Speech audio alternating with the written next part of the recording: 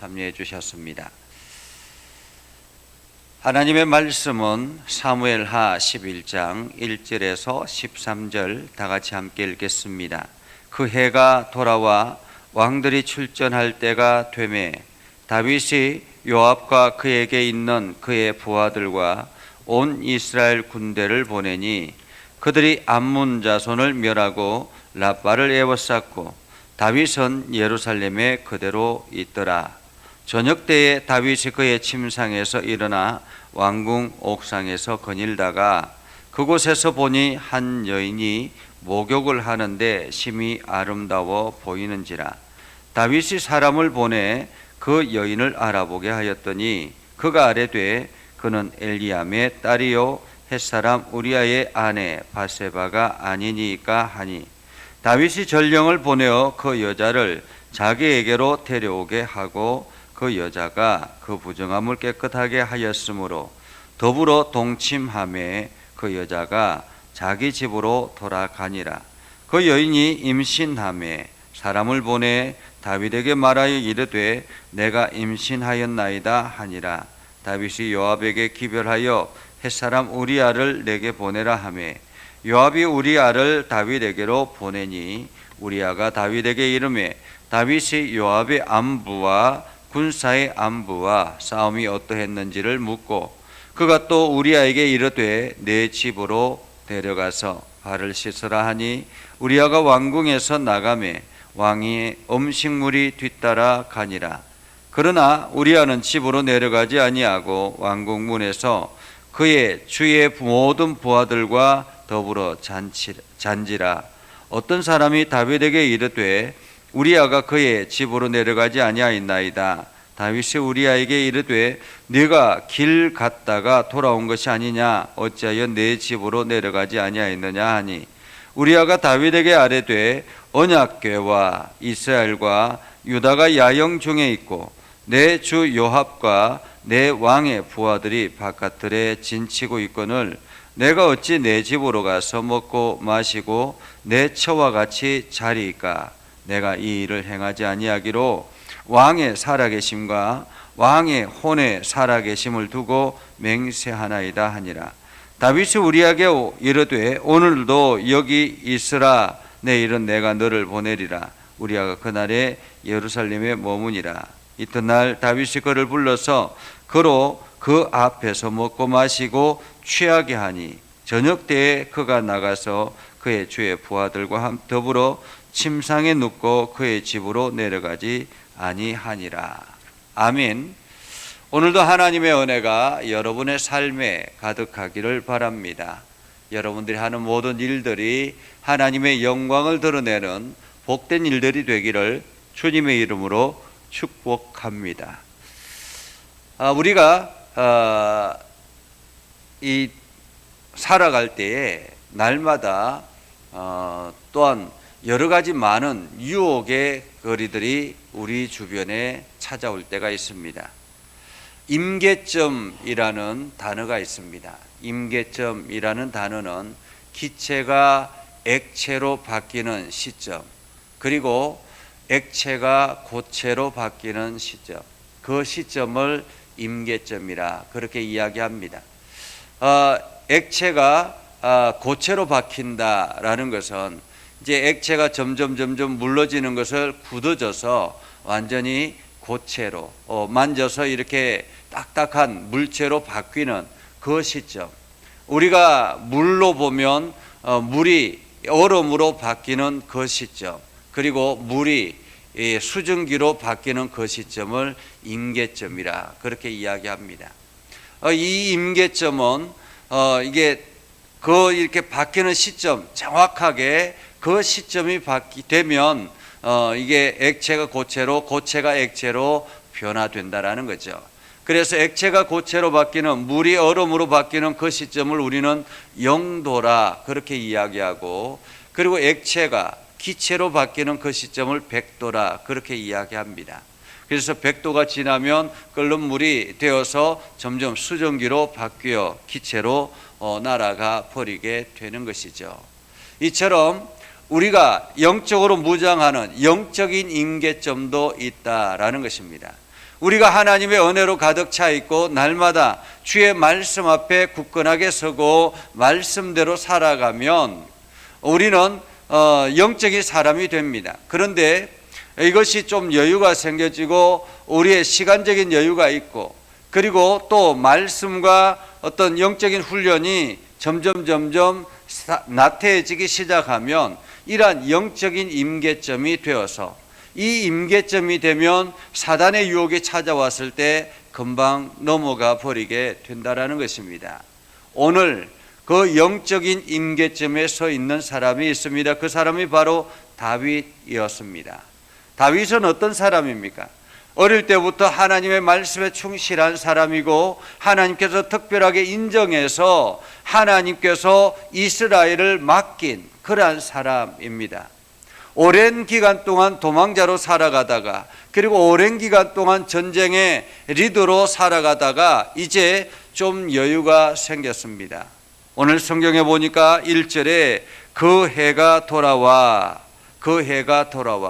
여기서 그 해가 돌아와 라는 말은 어쩌면은 그때 당시에 그 중동 지역에는 우기가 끝나고 건기가 시작되면서 이제 땅들이 말라지기 시작하면서 주변 나라들의 여러 가지 움직임이 군사적인 움직임이 있을 그때라는 것입니다. 그때가 되면 사람들이 전쟁을 하고 영토를 확장시키려고 하는 그러한 시기가 됐다라는 말이죠. 이러한 시기가 되었을 때 왕들이 출전할 때가 되매라고 말합니다. 왕들이 출전할 때가 되매. 왕들이 출전했다라는 것은 그 나라의 모든 것을 걸고 출전했다라는 말입니다. 어쩌면 다른 지역의 다른 나라들은 왕들이 앞장서서 군사들을 이끌고 출전한 그러한 시기라고 말할 수가 있겠죠. 그런데 이스라엘은 어떻습니까? 다윗이 요압과 그에게 있는 그의 부하들과 온 이스라엘 군대를 보내니 그들이 암몬 자손을 멸하고 랍바를 에워쌌다라고 이야기하고 있습니다. 이미 이스라엘은 그 중동 지역에서 안정된 나라가 됐다라는 것입니다. 이스라엘을 쳐들어와서 지금 방어하기 위해서 군사를 보내는 것이 아니라 오히려 암몬 자손을 쳐서 그들을 완전히 멸하게 하기 위해서 지금 군사를 보낸 것이라고 볼 수 있습니다. 그런데 그 군사에 이제 군사를 보낼 때 다윗이 앞장선 것이 아니라 얼마 전까지만 해도 다윗이 앞장섰는데 이제는 다윗이 굳이 앞장서지 않아도 충분히 여유가 있는 그러한 때가 됐다라는 말입니다. 그래서 대장군 요압을 앞세워서 부하들을 군사들을 보내서 암몬 자손을 치게 했다라는 거죠. 그리고 다윗은 예루살렘에 그대로 있더라. 지금 바깥에는 전쟁이 한창 진행 중에 있습니다. 그러나 다윗은 왕궁에서 편안하게 잠을 자고 낮잠을 즐기고 저녁 때가 되어서 다윗이 그의 침상에서 일어나 왕궁 옥상을 거닐다가 라고 말하고 있죠. 어쩌면은 이 지역의 왕궁은 이게 연립으로 되어 있어서 옥상을 충분히 거닐 수 있는 그러한 구조로 되어 있었던가 봅니다. 이때 당시에는 아주 고대 시대이기 때문에 제대로 된 집이 갖추어져 있지 않았겠죠. 그래서 우리가 필리핀이나 혹은 캄보디아나 이러한 산 지역에 가보면 제대로 된 건축물이 있는 것이 아니라 그냥 울타리 만들어 놓고 그 위에 초가집처럼 이게 여러 가지 나뭇가지를 가지고 이 사람들이 주거할 수 있는 그러한 공간을 만들어 놓고 위에는 텅텅 비어 있는 그러한 공간을 봅니다. 그것처럼 아마도 이때도 그러한 공간이지 않았을까라고 생각합니다. 그런데 왕궁은 튼튼하게 지은 거죠. 그래서 옥상을 충분히 거닐 수 있는 그러한 상태였고 옥상에서 내려다보면 왕궁 주변에 여러 건물들 이러한 것들을 지켜볼 수 있는 그러한 공간이었던 것 같습니다. 그런데 왕궁에서 옥상을 거닐다가 보니 한 여인이 목욕하는데 심히 아름다웠다. 목욕하는, 여성이 목욕하는 장면을 목격한 것입니다.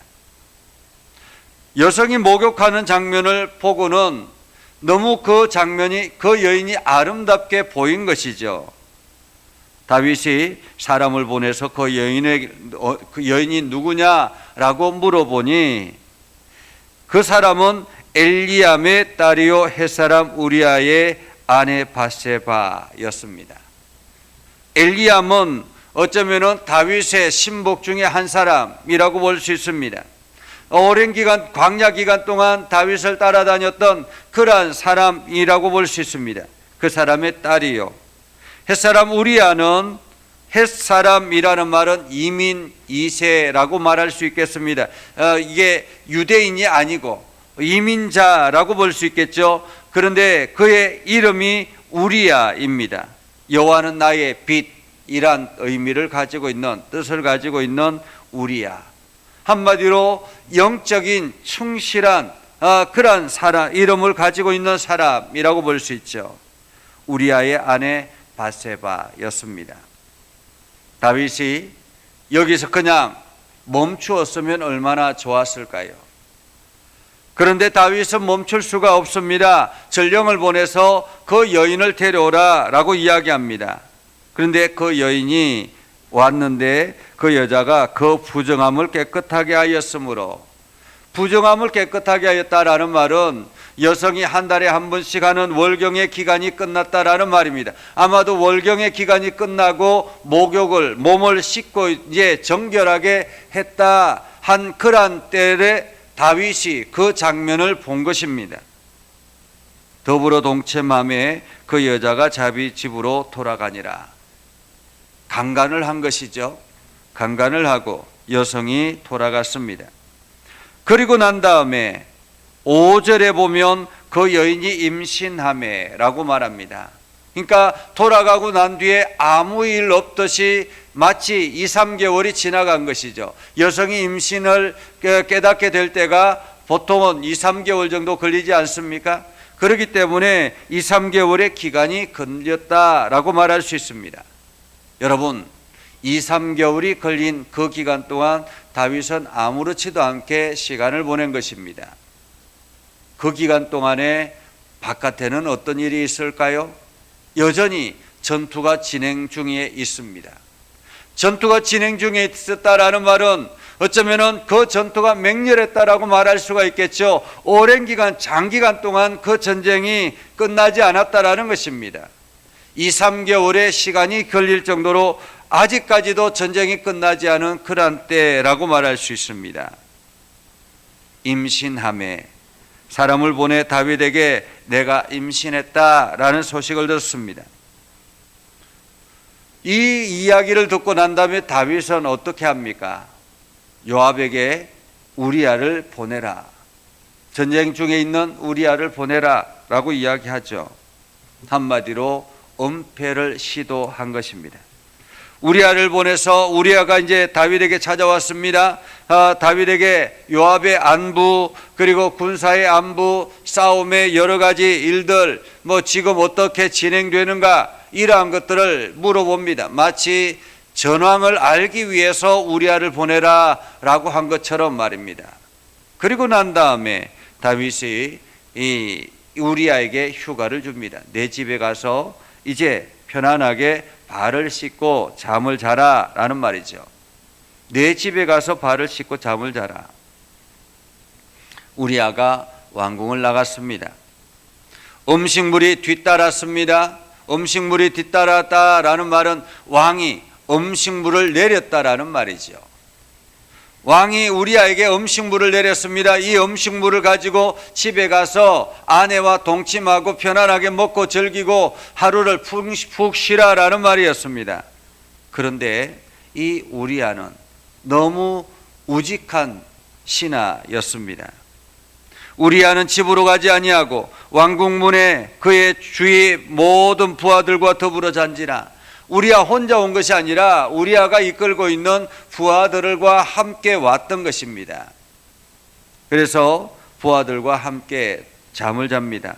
어떤 사람이 다윗에게 이야기하죠. 우리아가 집으로 들어가지 아니하고 그 밖에서, 왕궁 밖에서 지금 텐트에서 잠을 자고 있습니다.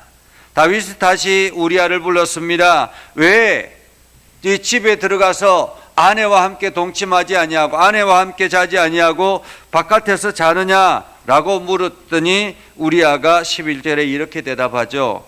언약궤와 이스라엘과 유다가 야영 중에 있고 내 주 요압과 내 왕의 부하들이 바깥들에 진치고 내가 그러한데 내가 어떻게 편안하게 집에 가서 아내와 함께 잠을 잘 수 있겠습니까? 라고 이야기하죠. 그러면서 왕의 살아계심과 왕의 혼의 살아계심을 두고 맹세한다. 내가 결단코 그렇지 않겠다라고 이야기하죠. 하지만 다윗은 여기서 또다시 멈추지 않습니다. 계속 이어서 은폐를 시도하죠. 우리아를 오늘도 여기 머물라 내일은 보내리라 하고 난 다음에 그날에는 흠뻑 취하도록 만들었습니다. 흠뻑 취하도록 만들었지만은 우리아는 여전히 집으로 가지 아니하고 바깥 텐트에서 잠을 잔 것입니다. 여러분, 다윗 같은 영적인 사람도 이 여유가 생겨지고 영적인 임계점이 도달하게 되니까 사탄의 유혹에 금방 넘어가 버리는 그러한 모습을 봅니다. 그것처럼 오늘 우리들도 마찬가지입니다. 우리가 매일같이 영적인 갈구함을 가지지 아니하면, 하나님의 은혜를 사모하지 아니하고 하나님의 은혜 안에 거하지 아니하면 우리도 다윗과 같은 그러한 실수를 범할 수가 있는 것입니다. 세상 사람들의 생각, 세상 사람들의 마음, 그러한 마음들을 따라 가다 보면 나도 모르게 다윗과 같은 그러한 나태함과 영적인 나태함으로 인해서 세상 사람들이 함께 즐기고 놓아가는 그러한 영적인 우를 범할 수가 있다는 것입니다. 이것은 목사인 저도 별반 다르지 않습니다. 세상에 많은 여러 뉴스들도 보면 목회자가 성폭력을 했다 이런 기사들을 볼 때가 가끔씩 있지 않습니까? 그러한 사람들도 마찬가지죠. 그러한 사람들도 영적인 임계점에 도달하니 그만 사단의 유혹에 쉽게 넘어가게 되는 것입니다. 육체적인 여유가 생겨지고 그리고 영적인 나태함이 일어나기 시작하면 이 임계점에 도달하게 되는 것입니다. 그러다 보면 나도 모르게 한번 그렇게 유혹에 넘어가게 되고 한번 유혹에 넘어가고 나면 그것을 어떻게 은폐할까에 은폐를 시도하는 일에 자기 자신의 실수를 인정하지 아니하고 어떻게 은폐할까에 고심하게 되는 것입니다. 한번 이렇게 넘어가기 시작하면 그 다음에는 또다시 더 큰 것으로 그래서 마치 바늘도둑이 소도둑이 되는 것처럼 우리의 신앙도 그렇게 무너질 수 있다라는 것입니다. 그래서 오늘도 우리가 하나님의 은혜를 더 깊이 경험하고 하나님의 말씀 앞에 거하고 하나님을 사모하며 나아가는 저와 여러분이 될 수 있기를 바랍니다. 그래서 여러분들이 오늘도 영적으로 더욱더 강건하게 나아가서 하나님의 이름을 더 높이며 나아가는 복된 삶을 살아갈 수 있기를 주님의 이름으로 축복합니다. 온라인상에서 우리 차종남 성도님 함께 동참해 주셔서 감사합니다. 마음을 담아 평안한 교회로 향할 때 그리스도 예수의 모든 은혜와 축복이 가득 넘쳐나기를 기도드립니다 하고 참여해 주셨습니다. 감사합니다. 우리 기도하겠습니다. 거룩하신 아버지 하나님, 오늘도 우리 가운데 함께 하시고 하나님의 은혜 가운데 가게 해주심을 감사드립니다. 우리가 날마다 믿음에 굳건하게 서게 하시고 하나님의 영광을 드러내게 하시고 하나님의 이름을 온 땅에 선포하며 나아가는 복된 심령 되게 하여 주시옵소서. 아버지 하나님, 우리가 영적인 임계점에 도달하지 아니하도록 매일같이 말씀에 충실하게 하시고 하나님의 은혜로 가득하게 하셔서 세상의 유혹을 거뜬히 이겨낼 수 있도록 우리가 영적으로 무장하게 하옵소서. 오늘도 기도하며 나아가는 모든 성도들에게 하나님의 은혜와 복이 가득하게 하옵소서. 예수님의 이름으로 기도드리옵나이다. 아멘. 이제는 우리 구주 예수 그리스도의 은혜와 하나님 아버지 극진하신 사랑과 성령님의 감화 감동 역사 위로 교통하시며 은혜가 주의 말씀 안에 있는 믿음의 백성들 위해 하는 모든 일들 위해 영원토록 함께하옵시기를 간절히 축원하옵나이다. 아멘.